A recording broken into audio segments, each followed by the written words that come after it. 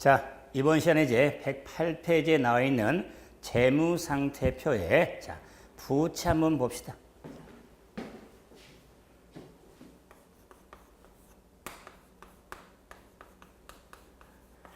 지금 재무상태, 자, 자산 한번 확인했고, 이제 부채. 자, 부채 하면은, 자, 채무. 자, 기업이 갚아야 할 빚, 채무 등을 부채라고 그랬죠.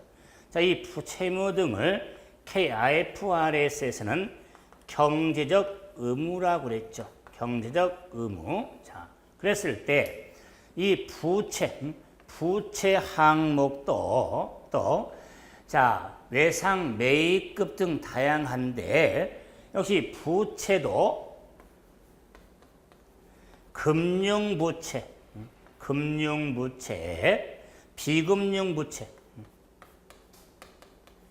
비금융부채, 자, 이 등으로 구분해서 정리하는 게 그래서 금융부채 하면은 매입채무, 그다음에 사채, 자, 비금융부채 하면은 충당부채 등이 비금융부채. 물론 자, 금융부채에 있어서 미지급금, 비금융부채에 선수금, 비금융부채에 해당이 되죠. 제가 자, 뭐 외상 매입금, 매입 채무는 일반적 상거래에서 발생한 외상 매입금과 지급 어음을 우리가 매입 채무. 자, 자금 조달하려고 발행한 사채. 자, 상거래 이외에서 아직 지급하지 아니한 금액. 자, 상거래에서 계약금의 수수로서 먼저 계약금으로 받은 금액. 자, 미래 장래 지급할 것을 기업 내 유보된 금액을 충당부채. 자, 경우를 금융과 비금융으로 구분해서 뭐 이 세 가지죠. 이런 계정 과목, 이런 항목을 계정 과목이라고 그랬죠. 자, 이런 계정에 대해서 자, 과목, 이 계정 과목에 대해서 정리할 때 구분 좀 잘하는데 지금 아무리 인문이지만 이런 항목들 하나하나씩 구분하면서 생각할 필요 없어요. 이런 항목이 계정 과목이란구나. 외상 매입금, 지급원, 매입채무, 단기 차입금, 미지급금, 선수금, 미지급 비용, 선수수익, 사채, 장기 차입금, 제품 보증, 충당부채 등이 자, 부채 항목으로 구분이 되어 있죠. 자, 그래서 자산 항목, 부채 항목에 대한 구분은 자산 단원에 가서 부채로 되는 이런 계정 과목을 회계처를 하나씩 구분해 가기 때문에 이 자산 항목, 부채 항목에 대한 항목의 성격들을 생각하면서 구분을 하시면 되고, 자, 다음에 이제 자본 봐보죠. 자본 하면은 자,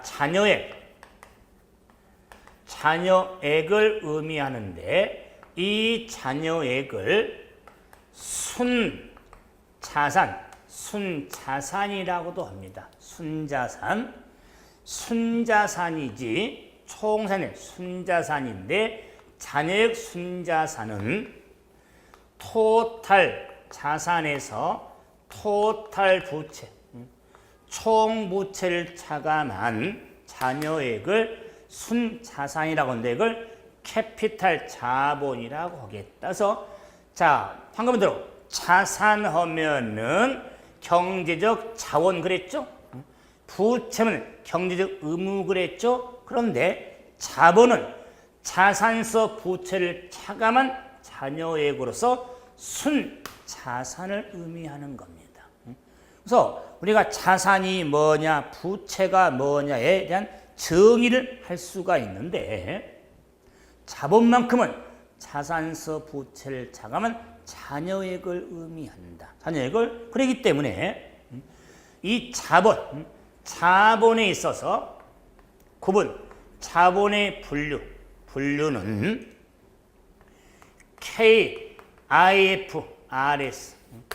KIFRS 상의 자본의 분류인데, 자본은 납입자본,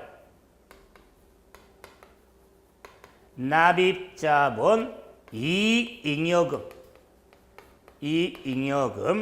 기타 자본, 구성 요소로 분류할 수가 있다 칸인데, 근데 자본은 이렇게 납입자본, 이익잉여금을 이렇게 분류할 수 있습니다. 그럴 때 납입자본은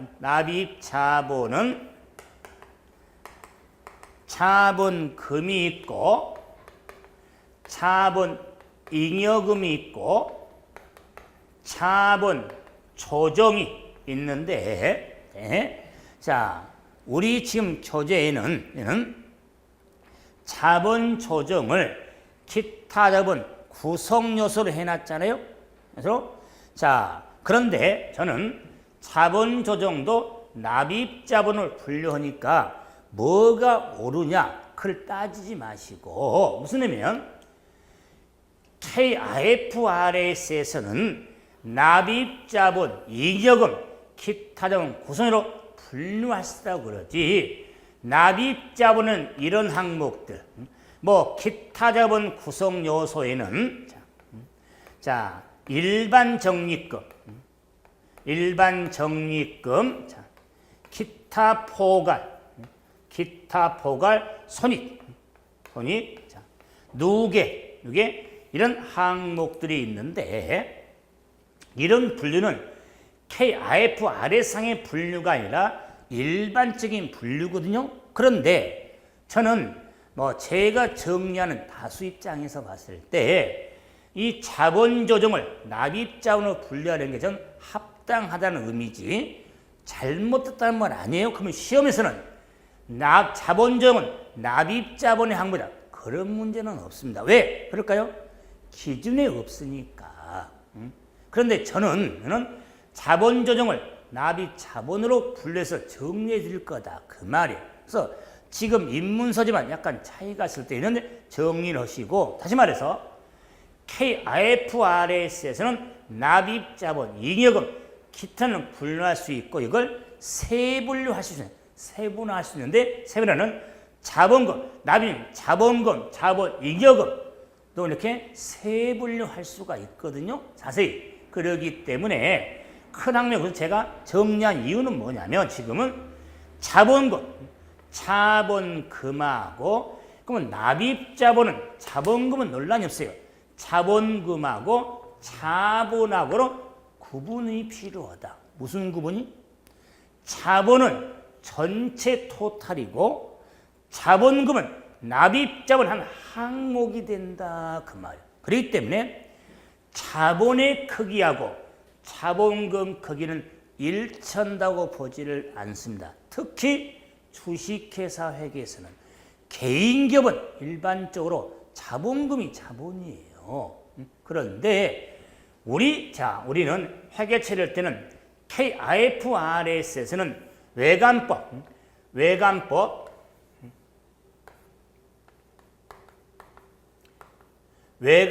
적용을 받은 기업의 외관법이란 외부 감사에 관한 법률이거든요.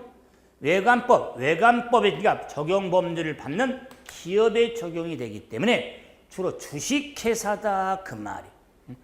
주식회사에 적용이 되기 때문에 자본하고 자본금은 반드시 일치한다고 보지 않습니다. 자, 그래서 이 자본의 개념에서는 제가 다시 한번 분명히 여러 번 말씀드렸습니다. 교재에는 자본준이 기타 자본 구성에 들어있죠? 저는 납입자본을 넣어놨다고 해서 이런데 고민하지 말고, 이게 기준의 분류가 아니니까. 그러나 임의적인 분류, 저는 왜? 설명의 지금 포인트 흐름을 잡아나갈 때 제가 자본 조정을 납입자로 분류하는 것은 정리하는 데 도움을 좀 드릴 거고, 그러면 이제 자, 자본의 우리가 개념의 분류를 봤는데, 자, 우리가 자본은 자산성 자감한 잔여액인데 이렇게 식을 세워놨잖아요. 식을. 자, 이를 뭐 이꼬로 마이너스 해놨기 때문에 이꼬로가 뭡니까? 등식이죠. 등식. 식이 같다 그 말이에요. 그래서 자, 회계 등식이 있더라 그 말.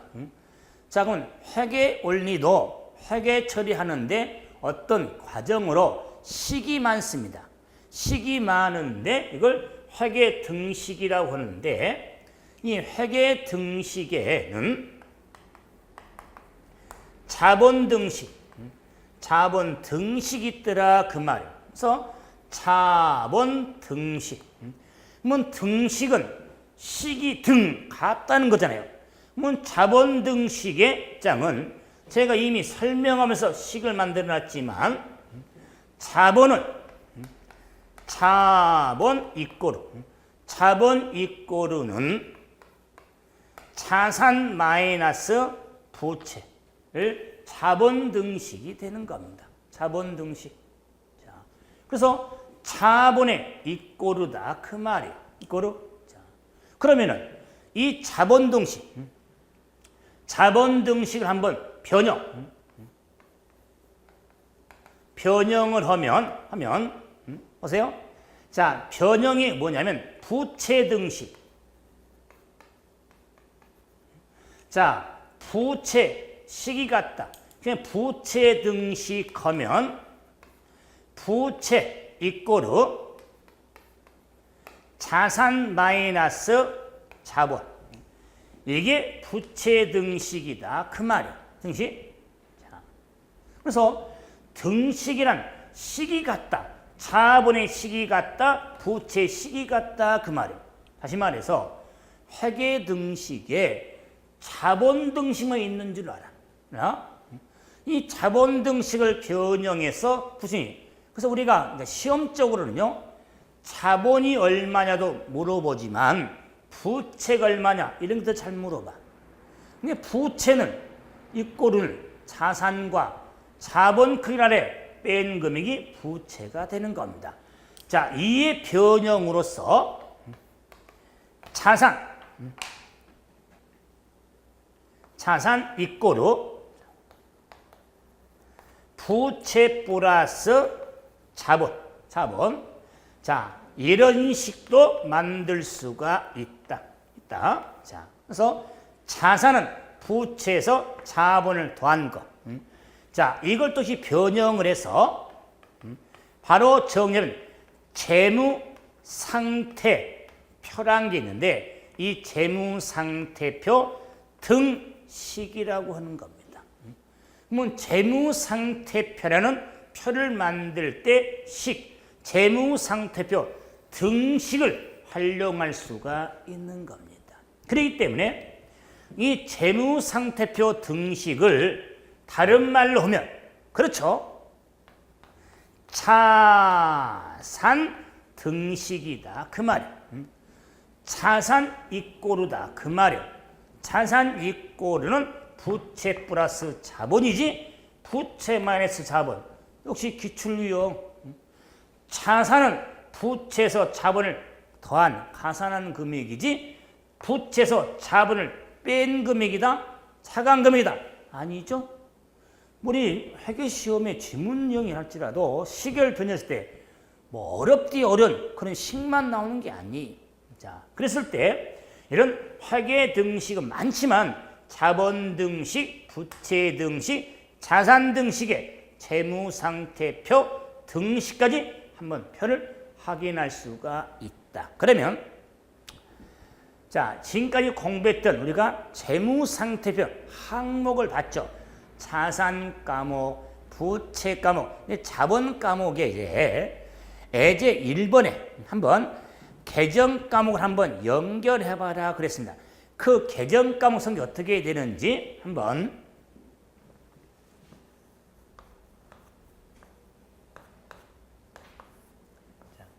예제 1번 한번 자 같이 한번 확인 한번 하죠. 자, 인문과정의 첫째. 자, 1번 은행에 당좌 에입을 하거나 수표를 발행을 할 때 당좌 예금 계정입니다. 하면은 자, 조금 마음 같으면 막 오바 막 펼치고 싶은데 그래도 기본적인 보기에서 자 1번 예제 1번의 1번은 잘난 척을 하는 겁니다. 지금 자,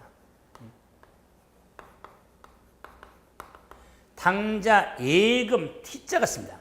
당좌 예금 계정에 자, 플러스 마이너스 차변이 증가, 대변이 감소인데 그러면 당좌 예금은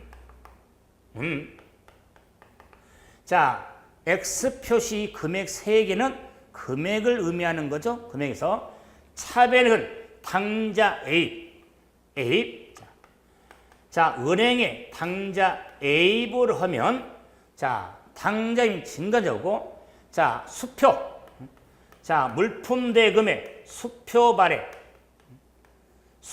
발행이 되면 당좌에입은 당좌금이 증가를 가져오고 수표 발행은 당좌금이 감소를 가져오는 겁니다. 그래서 은행에 에입을 하거나 은행에 돈 넣어놓거나 당좌 자 수표 발행은 당좌금 감소를 가져오는 것보다 당좌 예금 과목입니다. 당좌 예금 자 그런데 향후에 공부하지만 당좌 예금과 당좌 차월은 구분하셔야 됩니다. 당좌 차월, 당좌 예금과 당좌 차월은 다릅니다. 20회 때 당좌 차월도 시험에 한번 나왔었죠. 자, 확인할 텐데 당좌 예금. 그럼 2번 지폐, 주화, 통화, 대형 증권이 나오는데 좀 주의할 게 있습니다. 주의할 게 있는데 현금 및 현금성 자산. 자, 현금 및 현금성 자산은 재무상태표라는 재무제표에 표시할 항목이 있는데 이 항목에 현금이 있고 현금성 자산이 있는데 당좌 예금이 있고 보통 예금이 있습니다. 그래서 자 현금성 자산이라는 경우는 자 현금이 아니라 당좌 예금도 일명 현금 자산에 포함이 돼서 재무상태표는 이런 항목들 이렇게 통틀어서 현금 자산으로 표시를 하게 되는 겁니다. 각각 항목을 쓸 때도 그럴 때 현금 하면은 통화 대형 증권이 있습니다. 그래서 주화나 지폐 통화 대신 사용할 수 있는 자기 남이 변환 타인 발행 수표 등이 있습니다. 그럴 때는 회계상 현금이 되는 거면서 2번은 현금, 지폐나 주화가 통화 대응을 현금이라 하겠다. 그래서 현금의 계정 과목을 사용할 수 있습니다. 그래서 하지만은 뭐 재무 상태 표시할 때는 당좌예금까지 포함해서 현성으로 표시하는 것. 그래서 시험에서는 현성 표시 항목을 찾아봐라. 얼마인지 이런 게 본 시험에 유형이 되는 겁니다. 자, 세 번째. 통화 및 자기합수표, 통화 등은 당좌예금, 보통이 그리고 현금성 자산을 합한 것 그랬죠. 이걸 다 합한 것을 뭐라고 하냐? 3번. 현금이 현금성 자산이라고 하는 겁니다. 자, 다음 4번.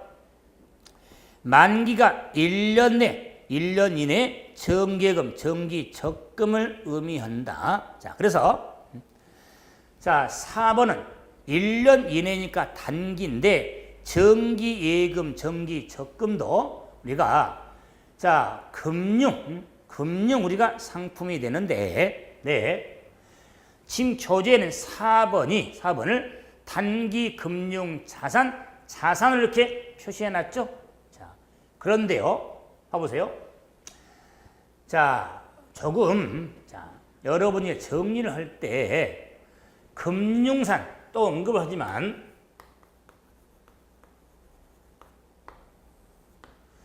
금융자산 하면은 자, 단기 금융이 있고 장기 금융이 있는데 자, 이렇게 현성으로 보고할 금액이 있는 반면에 당좌인과 구분되는 게 정기 예금이나 정기 적금.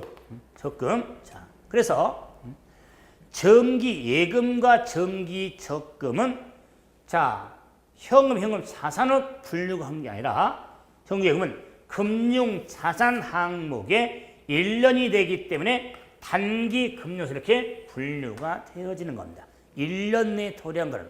그럼 1년이라면 장기 금융이 된다. 그 말, 1년 균에 따라서. 그래서 예금이 붙어 있는데 현성이 아니라 단기 금융. 자, 주의죠. 다음에 자, 5번 주식 사채 등을 단기 매매 목적으로 운영할 경우에 그런 걸 조금 더 구체적으로 금융산에 있어서는 지금 4번 5번이죠. 5번은 단기 매매 금융자산 이렇게 정리가 필요한 단기 매매 금융. 그래서 단기 목적 매매니까 그래서 금융자산은 지분증권, 채무증권을 취득했을 때 있는데 단기 매매 금융이라고 합니다. 중요한 항목을 많이 정리할 거다. 그 말이에요. 자, 다음에 지금 5번 했죠? 6번. 자, 상품을 매출하고 대금을 외상으로 했을 때 자, 그럴 때 자, 6번 잠깐 보시면은 매출 채권 하면은 자, 일반적 상거래에서 발생한 외상 매출금 받을 어음을 매출 채권이라 하거든요. 자, 그렇기 때문에 상거래에서 발생한 외상 매출금 받을 어음을 채권하기 때문에 자, 지금 6번은 상품을 매출하고 자, 나중에 상거래에서 상품을 나중에 받기로 했으니까 외상 매출금을 말하겠다. 자, 다음에 상품을 매출하고 대금을 얻었죠. 어음을 받을 어음이 되겠다. 그 말. 받으러. 자, 다음에 이제 자, 8번. 상품이 아닌 건물 등을 매각 처분하고 얼마에 받기로 했다. 그 말이에요. 그래서 미수금이 나오는데 자, 8번은 미수금은 상거래 이외 상거래에서 발생한 채권은 매채권은 외상을 지금 상거래 이외에서 발생한 채권 항목을 미수금이라고 한다. 그 말이에요. 그렇기 때문에 땅이나 건물 등을 팔고 나중에 받기로 한 걸 미수금으로 매출 채권, 외상 매출을 합한 걸 매출건데 매출 채권, 미수금 다 자산 항목인데 매출은 상거래에서 미수금은 상거래 이외에서의 채권 과목이라는 걸 구분해서 같은 자산 항목이지만 채권 항목으로서 매출 채권과 미수금 구분이 돼야겠죠. 자, 9번 현금을 단계적으로 타인에게 빌려주고 차용 증서를 받았죠. 그래서 자, 이렇게 상거래에서 자금 융통. 그래서 9번은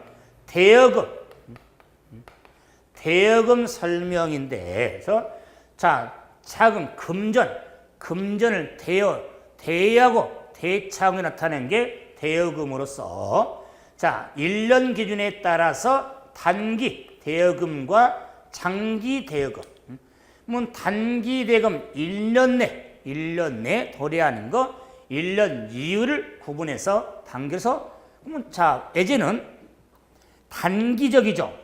현금을 단기적으로 심가로 자 타인에게 빌려주고 차용선을 받았을 때는 단기 대여금이 되게 돼서 대는 금전의 대차 관계다 그러면서 돈을 대여 빌려줬을 때 다음 10번 상품을 주문하고 계약금을 지급했죠. 그럴 경우 10번은 자 선급금인데 자 상거래소의 계약금의 수수관계다. 그 말이에요. 상품을 주문하고 계약금을 지급할 때 선급금이 되겠다. 계약금을 지급하고 자 우리가 상거래에서 계약금에서 선급금 자 다음에 자 판매를 목적으로 외부에서 상품에 자 매입한 물품이 있더라 그 말 물품 자 그래서 상품을 판매 목적으로 이번 상품을 우리가 상품이라고 하겠다 그 말이에요. 그 뭐냐 상품 다음에 자 판매를 목적으로 외부에서 상품 사무용품을 구입했을 때 소모품이라고 하겠다. 소모품 또는 비품이라고 했는데 소모품 다음에 영업용 책상 등을 비품이라고 하겠죠. 비품 자 상품을 매우고 대금을 외상으로 했을 때 자 이제 봐보세요.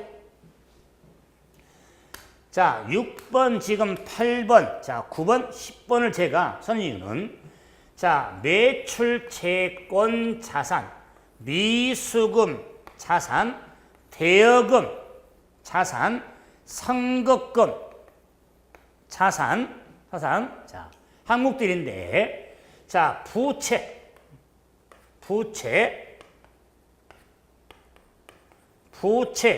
항목을 한번 봐보자. 부채 항목. 그래서 이 자산과 부채에 있어서 대응 맞대는 거죠. 대응적인 항목이 많습니다. 그 대응적인 항목에 있어서 매입 채무가 있는데 자 매입 채무는 상거래 그럽시다. 상거래에서 발생한 채무는 똑같습니다. 상거래에서 발생한 외상, 매입금, 취급, 어음을 자 우리가 자 매입 채무. 그다음에 이제는 자 8번 미수금과 맞대는 항목이 미지급금이 있더라 그 말. 미지급금. 부채 항목입니다. 그래서 상거래 이외세 채무 과목을 자 미지급. 자 대금과 맞대는 게 차입금이 나온다. 차입금 역시 금전의 대차 관계를 나타내는 것으로서 단기 차입금, 장기 차입금을 이렇게 단기냐 1년 이후 장기를 증가 차입해서 갚을 목적이냐 구분하겠죠. 다음에 선금 구분되는 게 선수금이 있더라. 선수금 역시 선수금도 계약금 수수관계로 계약금을 받을 때 먼저 받았죠. 계약금 할 때 계약금 지급할 때는 자산 계약금 지급할 때는 부채로서 특히 보세요. 선급금 자산 선수금 부채 뒤바뀌면 절대로 안 됩니다. 안 됩니다. 왜 그러냐면 항목들이 비슷해가지고 선수금 부채 선급금 자산 근데 지금 이것만 놓고 선급금은 자산 선수금은 부채 이러면 오래 못 갑니다. 나중에 또 원리 공부하면서 뭘 하게 되면 이런 항목들을 기록하기 위해서 뭘 하냐면은 붕괴를 모르면 부기는 곧 붕괴거든요. 붕괴를 할 때 그 염두에 두면 선급금, 자산, 선수금, 부채 항목이 가볍게 나타날 거다. 그래서 자, 선급금, 계약금을 지급했으니까 차변에 선급금, 대변에 현금이거든요. 계약금을 받으니까 차변에 현금, 대변에 선수금이거든요. 그렇기 때문에 차변에 선급금이 나타나고 대변에 선수금 나타나기 때문에 자산 항목, 부채 항목의 구분이 이루어지는 거예요. 이중성에 따라서. 자, 그러므로 이런 항목들의 구분에서 이외에도 많이 있지만 대응적인 항목의 자산 부채 항목들인데, 그러면 이제 지금 자 14번 먼저 14번이죠. 영업에 사용할 목적으로 자 건물을 구입했죠. 건물을 구입하는 건물일 것이고, 자 15번 상품을 매입하고 대금을 외상으로 했죠. 그러면 15번이 외상 매입금이다 그 말. 상거래서 증가, 상거래서 자 상품을 구입하고 대금을 나중에 주기로 했죠. 다음에 16번 상품을 매입하고 어음을 발행해 줬죠. 그러면 16번이 지급어음이다 그 말. 지급어음 설명이죠. 그래서 상거래소의 채무, 상거래소 자 물품 대금을 어음을 발행할 때, 어음을 받을 때, 네, 받으러움과 지급어음. 자 다음에 17번 상품이 아닌 비품 등을 구입하고 대금은 월말에 지급하기로 했죠. 그러면 17번이 미지급, 17번이 미지급이다 그 말. 미지급 상거래 이외에서의 채무 과목이다 그 말이에요. 그래서 외상 매출금과 즉 미수금, 외상 매금과 미지금 구분하셔야겠죠. 상거래냐 상거래 이외냐. 자, 그 상거래를 쉽게 말하면 상품을 팔고 건물을 처분하고, 상품을 사오고 건물을 자 구매하고, 자 외상으로 했냐 그 말이에요. 18번 1년 내 상환하기로 하고 현금을 빌리고 사용시켰죠. 그래서 이걸 자 18번이죠. 18번이 차입금이 된다 그 말이에요. 차입금. 자 다음에 자 19번 상품을 주문하고 계약금을 미리 수령했죠. 미리 수령한 것을 자, 선수금이라고 하겠다. 선수금. 자 만약 20번 기업주가 출연한 현금이나 상품 건물을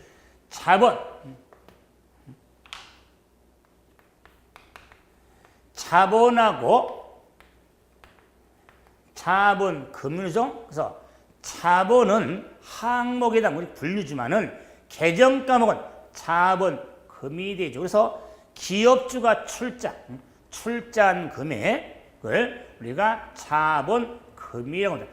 자본은 요소고 계정 과목은 자본 금이 되는 겁니다. 자본 금이 되겠다. 그래서 자산 항목, 부채 항목들에서도 제가 여러 항목들에서 설명했지만 99.99%로 반복이 될 거다 그 말.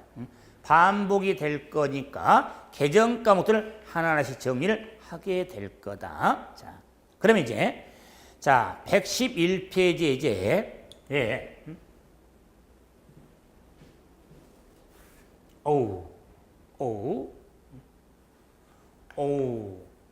이런 거 벌고 돌 자, 활용해야 되는데, 자 타이틀이 뭐냐면 기업의 재무 상태를 나타내는 표를 뭐라고 할까? 그래서 이런 재무 상태, 자산, 부채, 자본을 자 재무 상태가 근데 이걸 나타내는 표가 뭐가 있을까? 이걸 재무 상태표라고 하는 겁니다. 재무 상태 표. 자, 그래서 학명으로서는 Financial Position Statement, 그래서 FP라고 이렇게 학명을 쓰기도 합니다. 자, 그래서 이 재무상태표라는 것은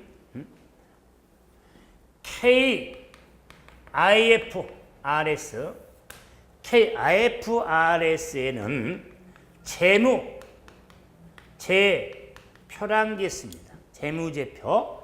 자, 그러면 재무활동과 관련된 모든 표, 재무제표.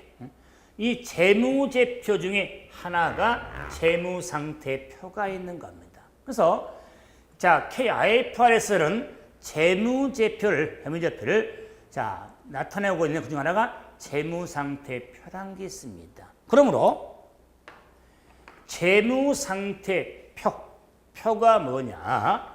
재무상태표의 의의는 자, 기업에 있어서 일정 시점에 있어서 기업의 재정 상태, 재무 상태, 바로 재무 상태를 나타내는 표를 재무 상태 표라고 하겠다 그 말이에요. 자, 그래서 일정 시점 기업의 재무 상태를 나타내는 표. 그래서 이 재무 상태표는 뭐 재무 상태를 나타내니까 그 표는 이 말이 들어있죠. 그것도 기업 표. 자, 그런데 중요성이 뭐냐? 일정 시점이다. 그럼 일정 시점. 자, 일정 시점을 재무상태표를 현재 프레젠트 의미다 그 말이에요. 그래서 재무상태표일 현재 기업의 재무세 그걸 일정 시점을 나타내는 표다 그 말이에요. 자, 그래서 이런 재무상태표에서 자, 이 재무상태표는 KIFR에서 저는 회계 등식의 자본 등식에 의해서 재무상태표라는 등식을 변형을 했었죠. 그래서 이 재무상태표는 재무상태표 등식에서 작성이 이루어지는데 그 재무상태표의 저에는 우리가 양식을 보고식 있고 계정식 있고 뭐 표준식 그러는데 특히 좀 말인데 KIFRS에서는요 계정식 언급을 하는데 원리 기초리를 공부를 할 때는 이런 자 표동을 할 때 계정식이 있습니다. 계정식. 자, 그래서 계정이란 것은 기록계산 정의를 설정한 단위를 말하는데 이 계정도 T계정을 많이 활용을 합니다. 이 T계정, 알파벳 T자다 그 말, 이걸 약식 T계정이라고 합니다. T계정. 학습 목적은 줄여서 약식 T계정이라고 하는데 이 T계정의 자, 왼쪽 두 칸 나눴죠? 왼쪽을 차변, 오른쪽을 대변. 자, 우리가 차변과 대변인데 뭐 대단한 의미가 아니라 차변하면은 왼쪽 두 쪽으로 나누었을 때 왼쪽 변을 차변, 당연히 오른쪽 변을 대변이라고 하자. 자,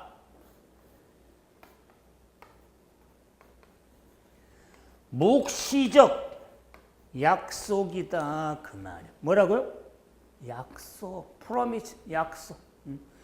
자, 기록을 할 때 우리가 어떤 칸을 두 칸을 나눠서 변으로 나눴을 때 왼쪽 변을 차변이라고 하고 오른쪽 변을 대변이라고 하자고 묵시적 약속이지 대단한 의미가 있는 게 아니다.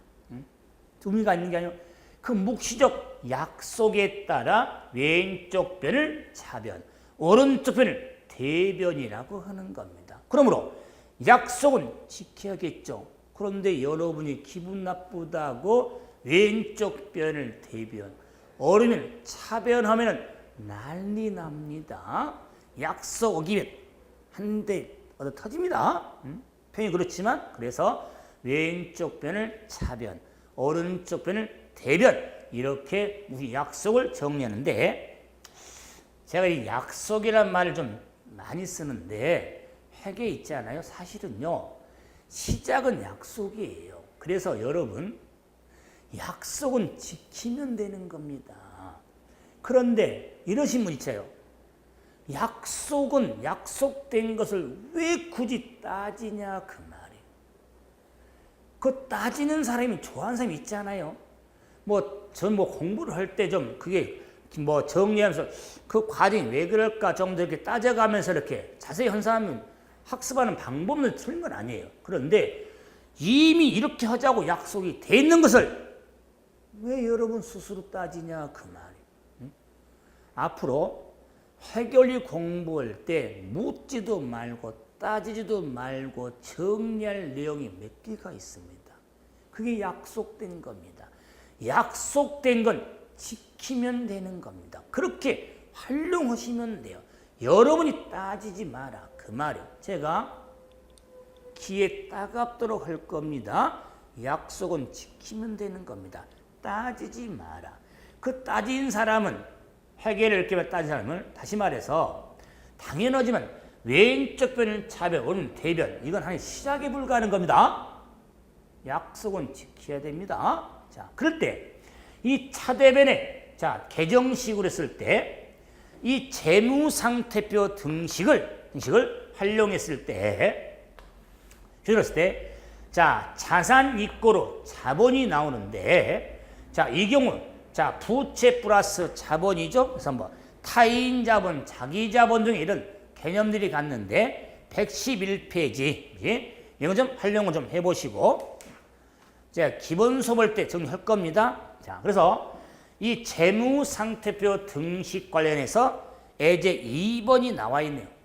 예제 2번이 재무상태표 등식에 자산, 부채, 자본에 금액이 나와 있죠. 금액이. 그러면 자산 1번은 자산서 부채 나왔는데 자산이 크죠. 자산이 크니까 자산 보세요. 12,000원 9,600원 600원 그럼 12,9,600원을 빼면 자본이 나오죠. 자본이 2,400원 2,400원 자본 등식에 이게 1번으로 나와 있죠. 다음에 자산 2만원 자산 2만원 자본 4,000원 4,000원 그러면 2번은 부채 등식 부채등식으로 자산서 부채를 빼니까 16,000원 16,000원이 부채 등식이 나와 있죠. 그 다음에 재무상태표 등식의 자료로서 3번은 부채 15,000원 부채 15,000원 자본 8,000원 그래서 자산이 얼마냐 23,000원 23,000원이 되겠다. 그래서 자본 등식 부채 등식 재무상태표 등식을 한번 활용해 봤죠. 그랬을 때 이 재무상태표의 양식 한식 말고 양식은 KIFR에서는 별다른 규정이 없습니다. 별다른 규정이 없는데 학습 목적으로 공부하기 위해서 학습 목적으로 원리를 이해하기 위해서 계정식으로 봅니다. 계정식. 그런데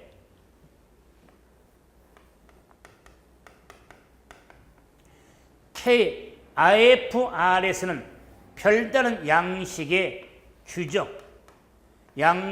규정이 없습니다. 자, 그래서 이 기준만 갖고를 한다면 양식의 규정이 없기 때문에 난해하는데, 네, 계정식으로 원리를 이해해서 계정식을 놓고 정리하기 때문에 그 계정식으로 활용했을 때 요 재무상태표 등식을 활용하자 그 말이에요. 자, 그래서 재무상태표 등식에 자, 재무상태표를 명칭을 써야겠다 그 말. 명칭이 재무상태표. 뭐 재무상태표는 일정 시점을 나타내기 때문에 예를 들면 2017년 12월 30일 현재 시점. 그러면서 자, 주식회사 에듀 회사명 또는 요 재무상 명칭 밑에다가 시점을 써도 됩니다. 에듀는 특별한 게 그만큼 재무상태표는 뭐 회사명 시점을 나타내린다 그 말이에요. 그럴 때 왼쪽 변을 차변, 오늘 대변이라고 그러는데 왼쪽 변에 차변에다가 자산, 자 대변 쪽에다가 부채, 자본. 그래서 예제 1번을 봤지만 자, 이 재무상태표 등식에 부채 15,000원, 자본 8,000원, 2만 정해서 자산 23,000원, 부채 15,000원, 자본 8,000원. 자, 그래서 23,000원은 자 15,000원에 8,000원을 합한 게 이 꼬루가 나왔죠. 꼬루. 자, 대단히 중요한 겁니다. 자, 그래서 자 금액을 써놨으니까 그러니까 15,000원과 8,000원은 플러스고 자, 이 꼬루잖아요. 자, 꼬루. 자, 그러기 때문에 23,000 이 꼬루는 15,000 플러스 8,000이죠. 그 의미는 무슨 말입니까? 부채 자본을 대변에 썼죠. 대변에 썼기 때문에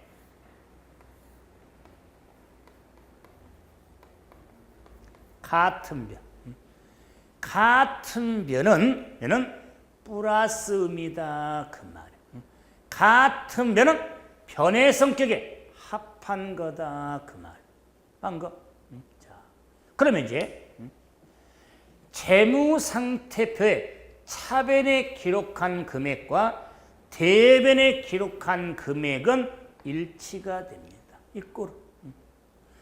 23,000 이꼬로 15,000. 그래서 차변에 기록한, 대변에 기록한 금액은 일치가 된다. 일치가. 자, 그래서 자, 이 계정식의 유용성은 차변에 기록한 금액과 대변에 기록한 금액을 일치시킬 수가 있어. 그래서 만약에 자산이 23,000인데 부채가 15,000 하면은 자본이 얼마냐? 차대변 합이 일치가 되니까 23,000원씩 일치가 돼야 되니까 그러니까 자본이 8,000원을 알 수가 있는 거예요. 자, 그래서 재무상태표든 계정에 이꼬루가 나왔으니까 그러니까 같은 변은 변의 성격 플러스 그러면 자 만약에 8,000원을 구하려면 15,000원을 빼야 되잖아. 그러면 자산과 부채는 다른 변에 있죠. 그래서 다른 변은 차감의미가 돼서 같은 변은 가산, 다른 변은 차감인데 이 재무상태표에 입고루가 된다고 그래서 자, 재무상태표에 부채 15,000원, 자본 8,000원, 자산 23,000원. 저는 입고루 성립합니다. 자, 합이 23,000원, 23,000원 같잖아요. 하지만 이러면은 절대로 안 됩니다. 됩니다. 재무상태별 개정식으로 나타낸다 할지라도 또 차변의 자산, 대변의 부채, 자본이 나타납니다. 자, 그래서 재무상태표는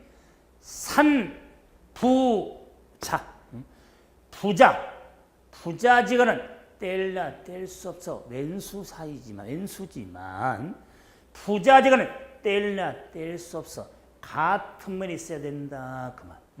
그 부자가 산부자든 산부자 이렇게 해서 재무상태표 개정식에는 차변의 산, 대변의 부자지간, 산부자 이렇게 정리해 두셔야 됩니다. 이거 아무것도 아닌 것 같죠? 아니에요. 이게 바탕이에요. 산부자만 알면 회계원리 절반 했다고도 과언 아니에요. 공부할 때. 그래서 산부자는 딱 머릿속에 심어놔야 돼요. 재무상태표는 산부자. 그런데 차변의 자산, 대변의 부채 자본이 개정기록인데 왜 그럽니까? 따지지 마. 그 이유는 다음 수업 시간에 또 정리하게 될 테니까 차변의 자산이 기록이 되고 대변의 부채 자본이 기록이 돼. 산부자. 이건 따지는 게 아니다 그 말이에요. 그래서 자, 산부자 한 번 더 반복. 재무상태표는 산부자. 이렇게 확인하시고 다음 시간에 그걸 한 번 더 활용해서 기초재무상태 기말 이런 걸 써도 애지 등도 활용해서 정리를 하도록 하려 합니다. 이번 시간은 여기서 마무리죠. 수고하셨습니다.